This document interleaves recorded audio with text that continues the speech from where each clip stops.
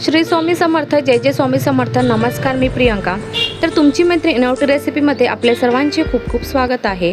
तर मित्र आणि मैत्रिणींनो, आज होती मला स्पायडरमॅन केकची ऑर्डर आणि हा स्पायडरमॅन केक त्यांना पाहिजे होता 1.5 किलोचा. तर या ठिकाणी मी 1.5 किलोचा ब्रेड म्हणजे 1.5 किलोचा बेस या ठिकाणी तयार करून घेतलेला आहे. तर हा केक त्यांना पायनॅपल फ्लेवरमध्ये पाहिजे होता. तर सर्वप्रथम आपण जो बेस बनवलेला आहे तर त्याचे आपण लेअर कट करून घेऊया. तर या ठिकाणी मी 4 लेअर या ठिकाणी कट करून घेणार आहे.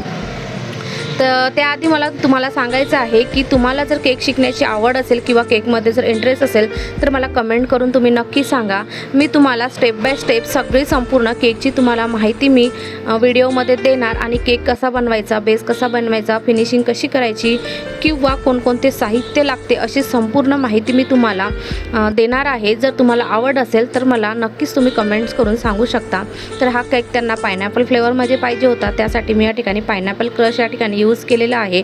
आणि कस्टमरची डिमांड होती की त्यांना हा केक स्वीट म्हणजे कमी पाहिजे होतं, गोड कमी पाहिजे होतं. त्यामुळे या ठिकाणी मी शुगर सिरपचा वापर नाही केलेला आहे, फक्त पाण्याचा वापर करून या ठिकाणी मी हा केक तयार करून घेतलेला आहे.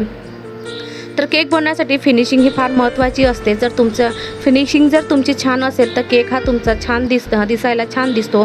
डिझाईन तुम्ही तुमच्या मनाने कोणतीही वापरू शकता, कोणतीही करू शकता, पण जर फिनिशिंग जर केकची व्यवस्थित असली नाही किंवा छान आली नाही तर तुमचा केक हा दिसायला छान दिसणार नाही.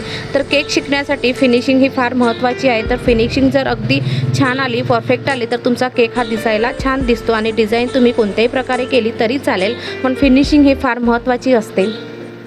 तर अशा पद्धतीने केकची आपण या ठिकाणी फिनिशिंग तयार करून घेणार आहोत.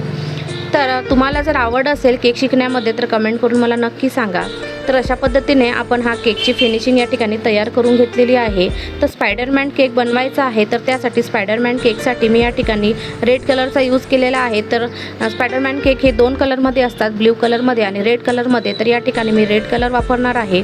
तर रेड कलरचं या ठिकाणी मी जेल तयार करून घेतलेला आहे. सर्व केकवर मी जेल व्यवस्थित स्प्रेड करून घेतलेला आहे आणि स्पायडरमॅनची डिझाईन वगैरे मी व्यवस्थित काढून घेतलेली आहे आणि त्यानंतर त्याला दिलेली आहे बॉर्डर. तर या ठिकाणी स्पायडरमॅन केक आपला तयार झालेला आहे. तुम्हाला याची पूर्ण जर रेसिपी हवी असेल तर कमेंट करून नक्की सांगा. पुन्हा भेटूया नवीन व्हिडिओवर. तोपर्यंत बाय बाय.